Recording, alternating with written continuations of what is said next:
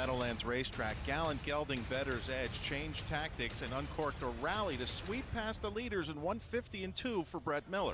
Last Saturday, it was a triumphant return for Western Joe, sailing right down the road when reunited with Jimmy Marone Jr. These two will square off once again in our featured event, The Preferred, tonight 7th on Racing from the Meadowlands on SNY. A delightful early spring day today in the Garden State. We didn't quite hit 50 degrees, but it sure felt like it. Ideal conditions for tonight's 12-race Saturday recap and a very fast track on deck. And hello again, everybody, and welcome to Racing from the Meadowlands here on SNY. Dave Brower alongside Dave Little. And Dave, so far in 2018, the race we've looked forward to most each and every weekend has been The Preferred. They've gone a little bit differently along the way, but we've been treated to some incredibly exciting finishes. It's really been thrilling. Endeavor electrified us earlier in the year with a 25-4 final quarter. We had Stars in Heaven from Burke and Gingras in a 5-way photo, paid $47. Bettor's Edge from well off the pace 2 weeks ago. But, of course, the king of the class is Western Joe. Tonight, he looks to make it 5 wins in his last 7 preferred handicapped starts. A field of 7 to look at, but 2 standouts so far to look at. 2 weeks ago, if you told me that Bettor's Edge would win from last, you know what I would have said? You're crazy. No way. And the Bettor's Edge here comes from, he was uncovered most of the way. He picked up some cover in mid-stretch. He tips off that, and what do you know? Brett Miller has plenty more left in the tank as Bettor's Edge comes and gets the money from off the pace. You know, Jennifer Lappy told me after the race that this was the type of effort that Bettor's Edge was needing. He needed a refreshing change from the rock-solid, hard scrabble, going to the lead, and battling those tough, hard hitters while racing on the point. And clearly, Bettor's Edge responded very well to that new tactic. I suspect tonight, though, he's going to have to be kept a little bit closer to the kitchen when you consider Western Joe and Durant are going to be firing early. The 5-time Breeders' Crown starter and 9-year-old double millionaire will start from post 4, as you said, for new driver Victor Kirby. But the horse that they will all have to beat is the one that has been assigned post 7 tonight. It's Western Joe, and after a week off, he returned last Saturday with a vengeance. I think my vocabulary bank account is now overdrawn, given all of the superlatives I've used in describing the son of Western Ideal. He'll be heading toward the top for sure.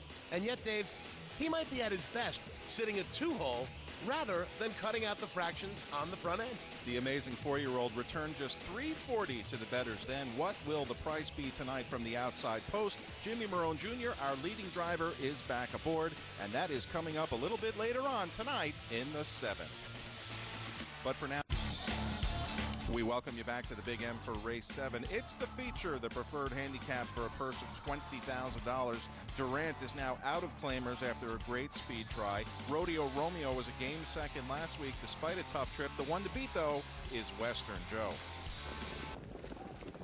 They're off. Western Joe and Rodeo Romeo leaving out together with Artful Way in between horses. Bettor's Edge in between horses 4th, and Durant from the inside leaves sharply, cuts the corner 5th around that first turn. And then it's Archangel 3 and Mock Time as they head to the opening quarter. And on the move up is Western Joe to take the lead away from Artful Way. Will get the pocket ride here. Durant is a headstrong 3rd past the opening quarter. Bettor's Edge is 4th.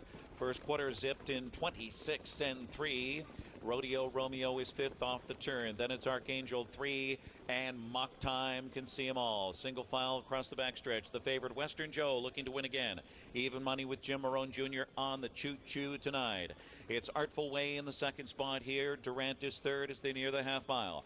Bettor's Edge is 4th on the cones. Rodeo Romeo is 5th. And then it's Archangel 3 and Mock Time. No changes. Western Joe controlling it 55-1. Western Joe. Perfect trip for Artful Way. First over, Bettor's Edge, and Victor Kirby activates that one. Now 3rd, soon to be 2nd on the outside, a live toe for Rodeo Romeo. Durant now shoveled to 5th on the inside, then Archangel 3 up 3rd over, just 3.5, 4 from the lead here, followed by Mock Time.